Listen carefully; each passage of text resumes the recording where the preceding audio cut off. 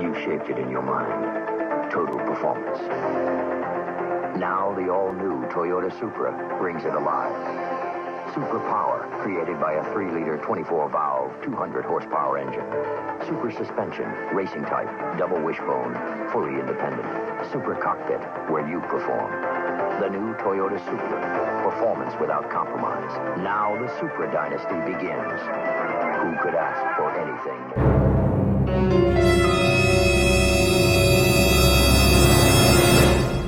Alright, so I went out to start the Supra and started to realize that the power locks are not really working as well as I remembered them working. Now, I used to use an alarm to lock and unlock this car, but that was about 20 years ago.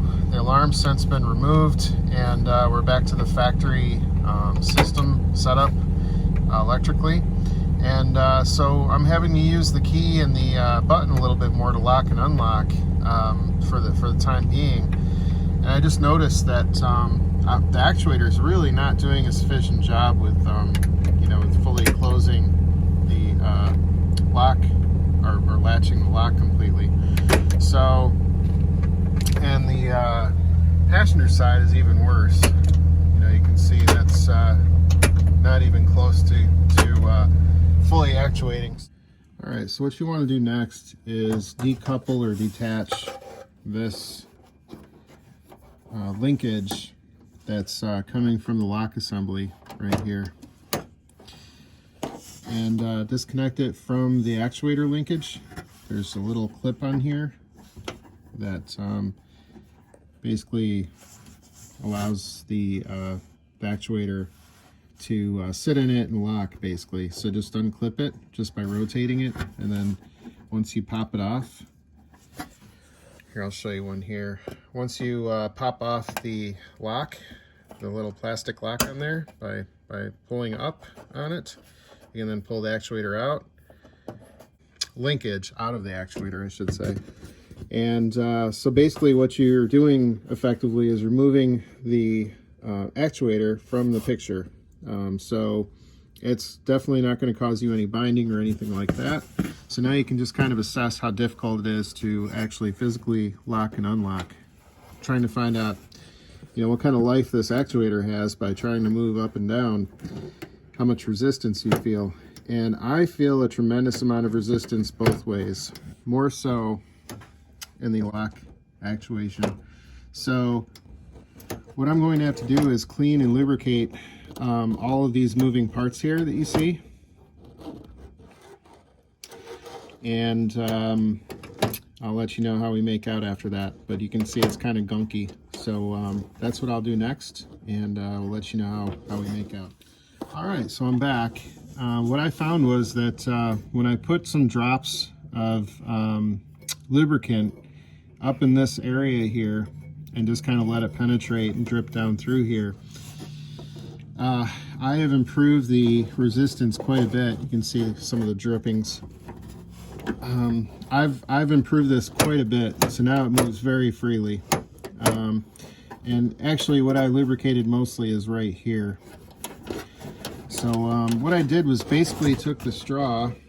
I've got this little bottle of Tri-Flow, which we've used for a while with other projects, and I think it'll be perfectly fine for this. It's a little bit of a lighter lubricant than probably what this needs, but just to kind of help me troubleshoot. It's got a little straw here. I'm going to drip a couple drops here on that linkage there, or a little pin there, and again we're going to kind of drop a couple, not only right here but also right here.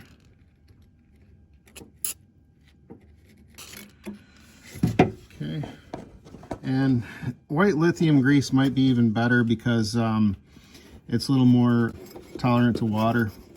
Water doesn't easily displace it, and it lasts for quite a while. But just for troubleshooting purposes, and because I can't really get in there and clean it, I guess I could spray brake clean or something like that in there. But for right now, just for troubleshooting, this tells me that lubricating this mechanism definitely was the culprit.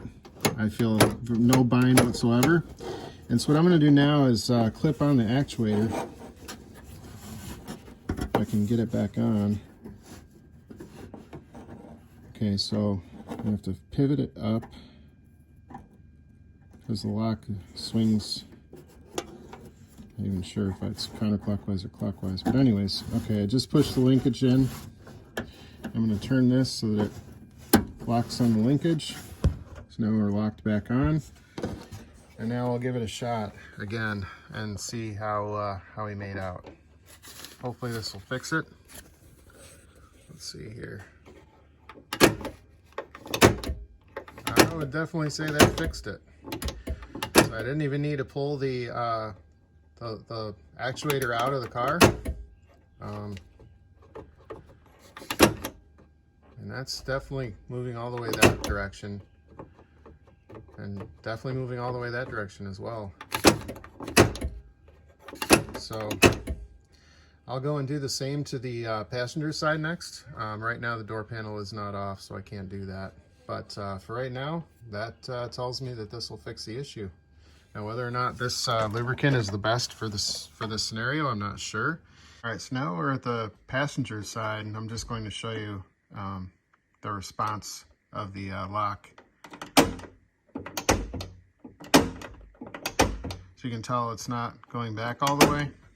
It's not even fully latching enough to get a good lock with that. I'll try to just show you kind of like the linkage here.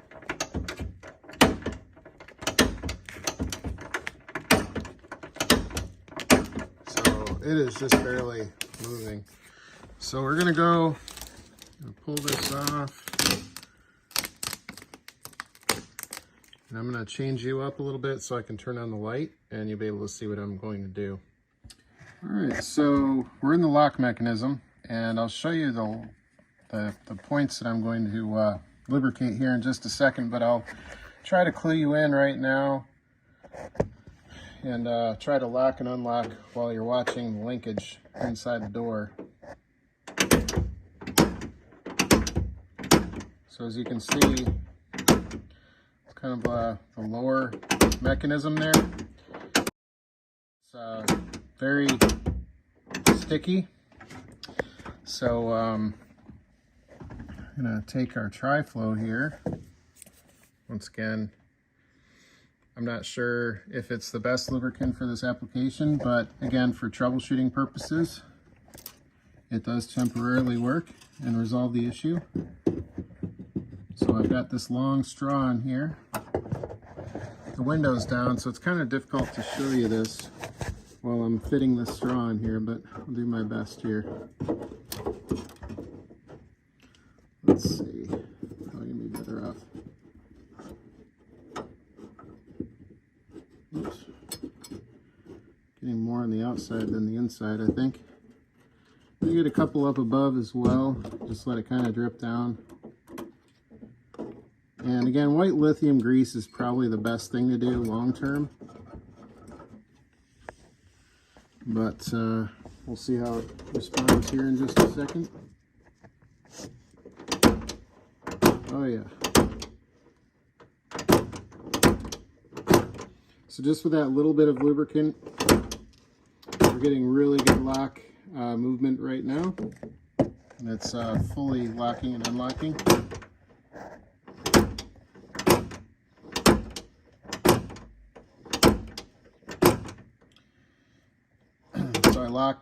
So I lubricated that upper portion, the upper left. You can kind of see the arm swinging back and forth on the pivot.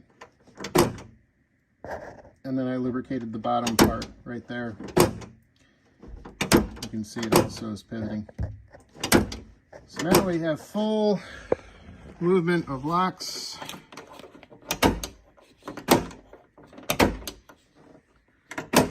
Tell much better movement, and all is happy. Just a little bit of tri-flow. Again, I've used this tri-flow for a number of other projects, especially when troubleshooting like squeaks. It really is thin stuff and it gets into really tight crevices without much of a gap. So definitely is good for troubleshooting squeaks and that sort of thing, and binds like this. So give it a shot, and if you feel like you want to use the OEM lubricant, it's more than likely going to be lithium based, like a white lithium, if I had to guess. But just wanted to share that with you in case you're fighting a sticky locking mechanism.